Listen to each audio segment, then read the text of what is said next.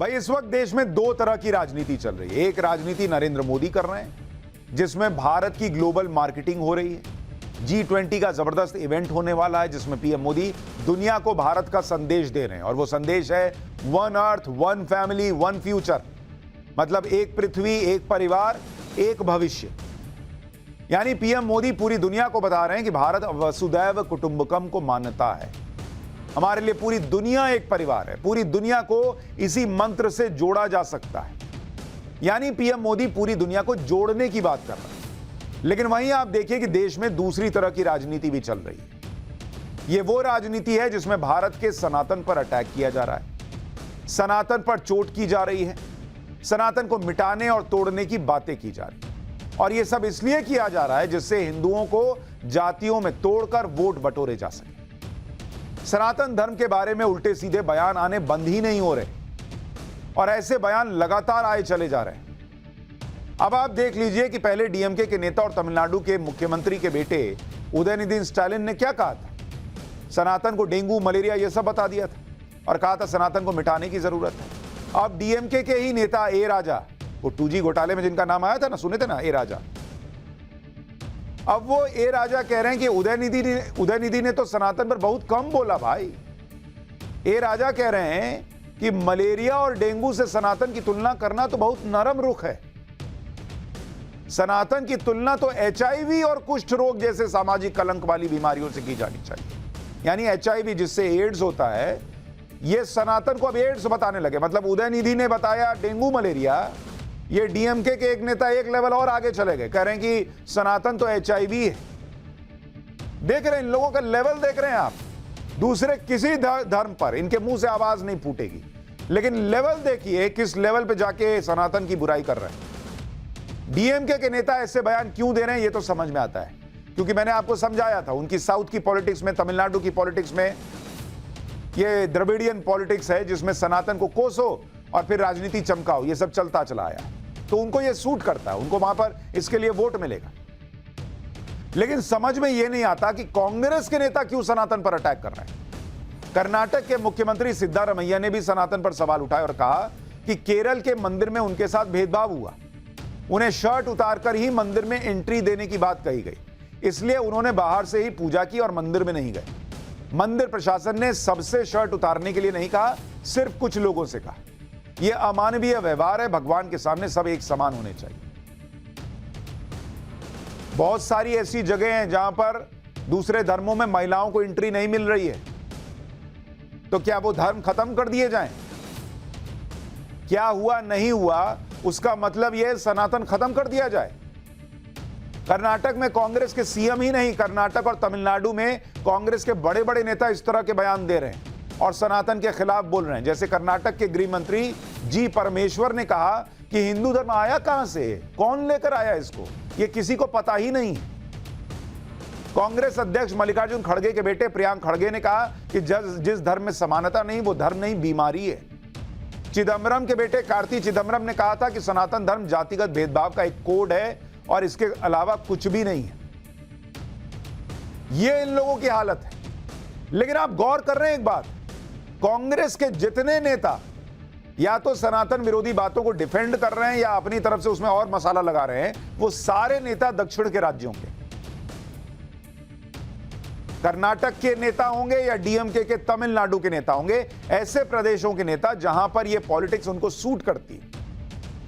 आप कांग्रेस की रणनीति समझिए। कर्नाटक और तमिलनाडु जैसे दक्षिण के राज्यों में सनातन के खिलाफ ये खुलकर बोल रहे हैं और कांग्रेस कोई एक्शन भी नहीं ले रहा। भाई बहुत तकलीफ होती तो एक्शन लेता, मल्लिकार्जुन खड़गे के बेटे पे एक्शन होता, चिदम्बरम के बेटे पे एक्शन होता। लेकिन ऐसा लगता है कि नेताओं को ऐसे बयान देने की खुली छूट मिली है क्योंकि वहां की पॉलिटिक्स में ये सूट करता है। और उत्तर भारत में ये लोग दूसरा काम कर रहे हैं। उत्तर भारत में कांग्रेस के नेता ऐसा कोई बयान नहीं दे रहे, यहां सनातन पर बच बच कर बोल रहे हैं। और ऊपर से कमलनाथ जैसे कुछ नेता, जहां मध्य प्रदेश में अभी चुनाव है, उनके बारे में मैंने कल ही आपको पाठशाला में बताया था कि वो कभी सनातन की बात करने वाले बागेश्वर बाबा की कथा करवाते हैं, कभी वो शिव पुराण की कथा का आयोजन करवाते हैं। एमपी में चुनाव है, हिंदू के वोट का सवाल है, तो यहां पर सनातन के विरोध की कोई बात नहीं हो रही। यहां सनातनी दरबार लगा हुआ है, वहां दक्षिण में सनातन मिटाने की बातें हो रही हैं, सनातन की कमियां गिनाई जा रही हैं। और उत्तर भारत में सनातन के आम सामने लेट गए क्योंकि वहां वोट मिलना है।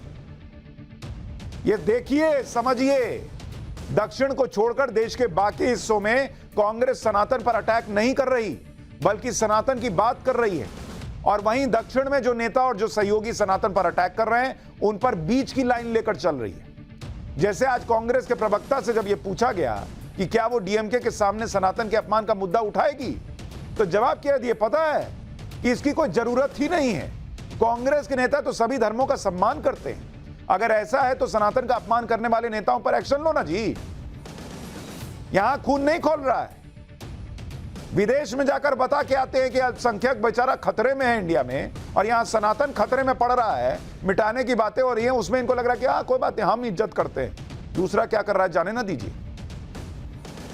अपने सहयोगियों को क्यों नहीं बोलते अगर इतनी इज्जत है सनातन को लेकर मन में? लेकिन कांग्रेस ऐसा नहीं कर रही, और क्यों नहीं कर रही ये आसानी से अब आपको समझ में आ रहा होगा। एक बार कांग्रेस के प्रवक्ता पवन खेड़ा को सुनिए, उन्होंने आज क्या कहा है।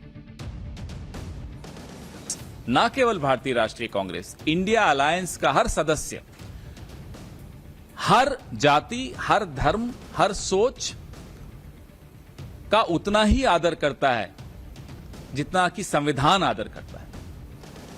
इस तरह की टिप्पणियों के हम साथ नहीं हैं। भारतीय राष्ट्रीय कांग्रेस हर धर्म को, हर सोच को साथ लेकर चलने की इतिहास रखती है। Because they are your alliance partners. There is no need to raise these issues because we know for a fact each one of our constituents also respects every religion. मतलब कांग्रेस सारे धर्म का सम्मान करती है, लेकिन उससे ज्यादा उसको इस बात की चिंता है कि भाई उसके सहयोगी साथ रहे।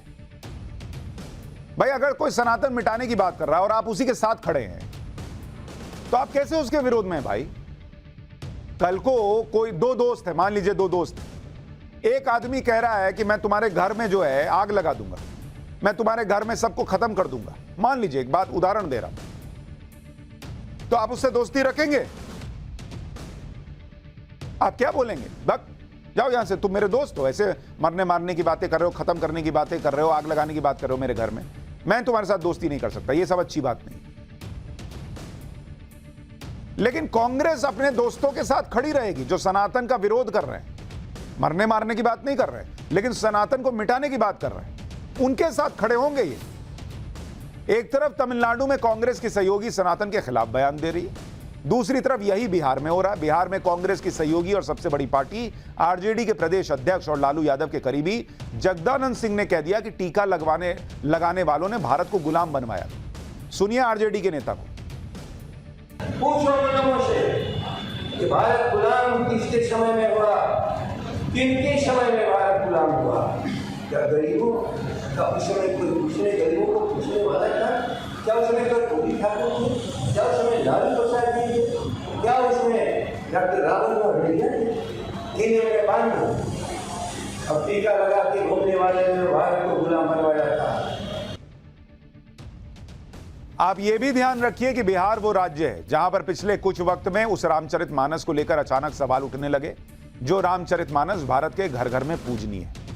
बिहार वो राज्य है जहां पर जातीय जनगणना की राजनीति खुलकर हो रही है, जिससे नरेंद्र मोदी के खिलाफ ओबीसी पॉलिटिक्स को धार दी जा सके। यही खेल यूपी में करने का भी मकसद है, क्योंकि आप देखिए कि समाजवादी पार्टी के नेता स्वामी प्रसाद मौर्य लगातार हिंदू धर्म के खिलाफ बयान ऐसे ही नहीं दे रहे, और यह खेल इसलिए चल रहा है कि हिंदू वोटों को तोड़ा जाए, हिंदू वोटों को जातियों में बांटकर सियासी फायदा उठाया जाए। लेकिन यूपी में यह खेल चलेगा नहीं, क्योंकि वहां पर योगी आदित्यनाथ है। सुनिए आज सनातन विरोधियों को योगी ने कैसा करारा जवाब दिया। जहां पूरा देश आज गौरव की अनुभूति कर रहा है कि आजादी के अमृत महोत्सव के बाद अमृत काल में नई उपलब्धियों के साथ भारत दुनिया के अंदर जाना जा रहा है, तब इन उपलब्धियों को कहीं न कहीं कमजोर करने के लिए उनके द्वारा भारतीयता, भारत की सनातन परंपरा पर उंगली उठाने का प्रयास हो रहा है, विरासत को अपमानित करने का प्रयास हो रहा है, विरासत के प्रति समाज की दृष्टि को कमतर करने का कुत्सित प्रयास हो रहा है। लेकिन इनसे सब भूल गए कि जो सनातन नहीं मिटा था, रावण के अहंकार से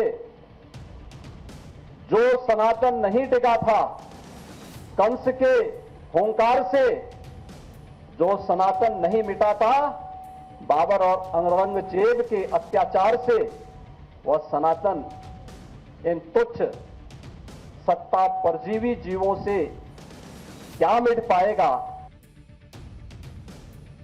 यानी सीधी सीधी स्ट्रैटेजी यह है कि ओबीसी वोट जो है उसके अंदर यह भर दो कि अपर कास्ट तुमको दबाता है, और बीजेपी तो अपर कास्ट की पार्टी है, इसलिए दूर हो जाओ। और आप स्ट्रैटेजिकली देखिए, साउथ के वो राज्य जहां पर ओबीसी वोट प्रभाव छोड़ते हैं, जहां पर इस तरह की पॉलिटिक्स चली है, वहां सनातन को गालियां पड़ रही हैं, सनातन का विरोध हो रहा है। उत्तर भारत में वो पार्टियां जो ओबीसी वोट पर आधारित हैं वो इसका विरोध कर रही हैं, लेकिन ऐसी पार्टियां जो सीधे सीधे दोनों वोट को लेकर चलती हैं वो इसके लिए खुलकर नहीं बोल। मतलब पूरी रणनीति चल रही है भाई। कमाल की बात यह है कि जो नेता सनातन पर सवाल उठा रहे हैं उनके घरों में बिना सनातन के काम नहीं चलता। जैसे आपको उदयनिधि स्टालिन के बारे में मैंने बताया था कि उनकी मां अक्सर मंदिर में जाती हैं। केरल के मंदिर में हाल में गई थी, 14 लाख रुपए की कीमत का सोने का मुकुट दान करके आई थी। बताइए, उनकी उदयनिधि स्टालिन की मां का नाम दुर्गा है। बहुत सारे लोग अब ये चैलेंज दे रहे हैं कि अगर उदयनिधि जैसे नेताओं को सनातन से इतनी दिक्कत है तो पहले अपनी मां को मंदिर जाने से रोक कर दिया। इसी तरह से आप देखिए कि बिहार में आरजेडी के जो नेता सनातन धर्म पर सवाल उठा रहे हैं, तिलक टीका लगाने वालों को कोस रहे हैं, वो क्या ये तस्वीरें भूल जाते हैं जब लालू परिवार मंदिर जाता है? कुछ दिन पहले लालू यादव और तेजस्वी यादव मुंबई गए थे। मीटिंग से विशेष तौर पर वक्त निकालकर सिद्धि विनायक मंदिर गए थे, बाप बेटा दोनों, जहां मंदिर में तिलक लगवा कर आए थे। तो जगदानंद सिंह को बताएं, तिलक लगाने से बड़ी दिक्कत है उनको, तिलकधारियों से। अगर आरजेडी नेताओं को तिलक से इतनी दिक्कत है तो फिर उन्हें तिलक से भी दूरी बना लेनी चाहिए। और उन्हीं लोगों से तिलक लगवा रहे हैं, याद रखिएगा, जो तिलक लगाते हैं। लेकिन पॉलिटिक्स है बॉस, यहां कुछ करो वहां कुछ करो। अभी कुछ दिन पहले लालू यादव और उनकी पत्नी राबड़ी देवी बाबा हरिहर नाथ मंदिर में गए थे। यह मंदिर बिहार में हाजीपुर के सोनपुर में है। राबड़ी देवी के साथ लालू जी ने हरिहर नाथ मंदिर में पूजा अर्चना की। विधि विधान से वहां पर पुजारियों ने अनुष्ठान तक करवाया था। तब सनातन से दिक्कत नहीं, तब टीका लगाने वालों से दिक्कत नहीं है। ये सारे जो टीका लगाने वाले ब्राह्मण हैं वही तो लालू जी को टीका लगा रहे हैं। फोन करके बोले जगदानंद सिंह को, टीकाधारियों से बड़ी दिक्कत है उनको। लेकिन जब इन्हीं की पार्टी के नेता टीका तलक लगाने वालों पर सवाल उठाएंगे, सनातन को कोसेंगे, तो लोग सवाल पूछेंगे कि आखिर सनातन से इतनी नफरत क्या है भाई? वोट बैंक की पॉलिटिक्स की वजह से है।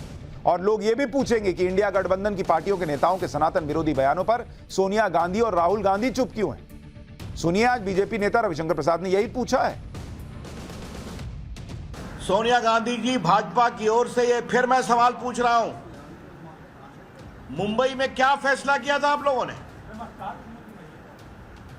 कि क्या हिंदू आस्था, हिंदू विश्वास, हिंदू चिंतन के खिलाफ इस तरह की शर्मनाक विभत्स टिप्पणी की जाएगी? ये मुझे पहला सवाल आपसे पूछना है। और सोनिया जी, आप खामोश हैं, और आपके पुत्र कितना सनातन और हिंदुत्व को समझते हैं उसकी चर्चा छोड़ दीजिए आप। बीजेपी बार बार पूछ रही है कि सनातन को मिटाने की बातें चल रही हैं, राहुल गांधी, सोनिया गांधी क्यों नहीं बोलते?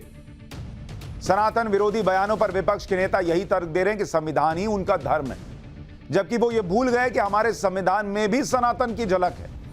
देश के संविधान निर्माताओं ने भी माना था कि संविधान को सनातन से अलग नहीं किया जा सकता। संविधान में भी भारत की संस्कृति, भारत के संस्कार और भारत की आध्यात्मिक विरासत को रखा गया। संविधान की मूल प्रति में जहां मौलिक अधिकारों का जिक्र है, वहां प्रभु राम, माता सीता और लक्ष्मण जी का चित्र है, जिसमें लंका विजय के बाद अयोध्या लौटने का चित्रण किया गया है। संविधान के जहां नीति निर्देशक तत्व हैं, उस पेज पर भगवान श्री कृष्ण और अर्जुन का चित्र है, जहां श्री कृष्ण अर्जुन को गीता का ज्ञान दे रहे हैं। संविधान में एक जगह हनुमान जी का भी चित्रण है। संविधान में चैप्टर 12 में भगवान शिव के नटराज रूप को भी दिखाया गया है। संविधान सभा में तो कांग्रेस के दिग्गज नेता शामिल थे, नेहरू जी थे, पटेल थे, उन्हें तो इस बात से कोई दिक्कत नहीं हुई कि संविधान के अंदर भगवान राम श्री कृष्ण की तस्वीरें, हनुमान जी की तस्वीरें। लेकिन आज उन्हीं के वंशज सनातन को मिटाने की बात होती है और वो चुप बैठे रहते हैं। जो सनातन को मिटाने की बात कर रहे हैं, पहले वो संविधान से सनातन के ये चिन्ह मिटाकर दिखाएं, उसके बाद सनातन मिटाने पर जाने की बात करें। संविधान में सनातन की झलक इसलिए रखी गई क्योंकि इसके बिना संविधान अधूरा रहता। सनातन के बिना भारत की बात ही बेमानी है।